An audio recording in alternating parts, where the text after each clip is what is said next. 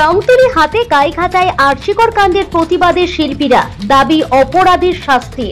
আরশিকরের ঘটনার প্রতিবাদে উত্তর চব্বিশ পরগনার গাইঘাটায় রংতুলি হাতে প্রতিবাদে নামলেন তরুণ প্রজন্মের শিল্পীরা।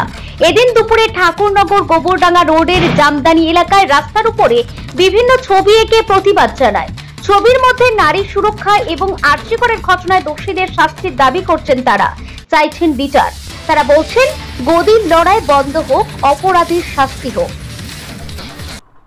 আজ আরজি করে যেই বিষয়টা হয়েছে, এখন গোটা বিশ্বে সবাই চাইছে এটার বিচার। আমরাও ঠিক সেম ওটাই চাইছি। আমরা একটু অন্যরকমভাবে করতে চেয়েছি। আমরা রং তুলি নিয়ে বেরিয়েছি, সবাই মোমবাতি নিয়ে বেরোচ্ছে। আমরা চাইছি একটু অন্যরকমভাবে বিচার চাইতে, কিন্তু আমরা একটাই শুধু বিচার চাই, এটা শাস্তি হোক।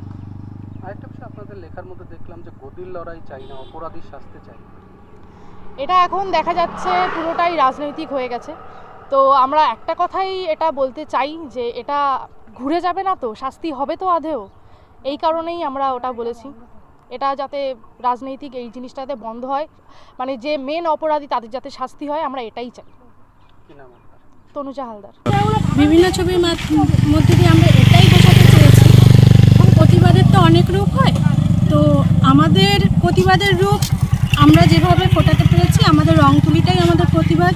আমাদের শিক্ষা রং তুলি দিয়েই আমরা শুরু করেছি এবং আমরা রং তুলির মাধ্যমেই আমরা প্রতিবাদটা জানাতে চাই।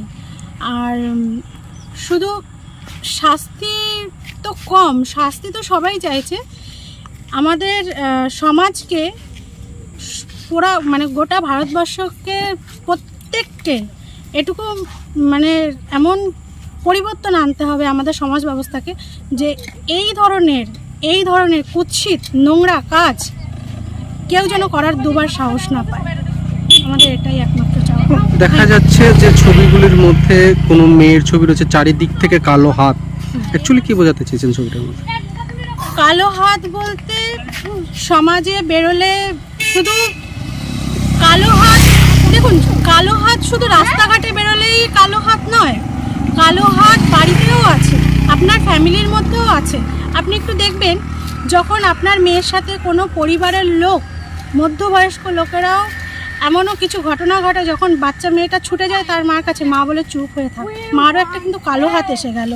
কালো হাত বলতে আপনাকে যে থামিয়ে দিচ্ছে সেও কিন্তু কালো হাতের সাথেই যুক্ত। যে বিচারটা ধামাচাপা দেওয়ার জন্য চেষ্টা করছে তারও কিন্তু কালো হাত। কালো হাতটার কারণ হচ্ছে এই। তো কালো হাত দয়া করে আপনারা আপনাদের প্রত্যেকটা মা বাবাকেও বলতে চাই, দয়া করে যদি আপনার সন্তানদের সাথে কোনো রকমের কোনো অন্যায় বিচার হয়ে থাকে, মেয়েকে থামাবেন না। দয়া করে আপনারা পাশে দাঁড়ান এবং এই প্রতিবাদটা যেন কখনো বলতে না হয় যে না এটা কাউকে বলা যাবে না, জোর গলায় বলতে হবে যেটা অন্যায়। তাহলে দেখবেন অন্যায় সেখানেই থেমে যাবে, অন্যায়টা বাড়ার কোনো জায়গা থাকবে না। ঠিক, কি নামটা? তৃষা মণ্ডল।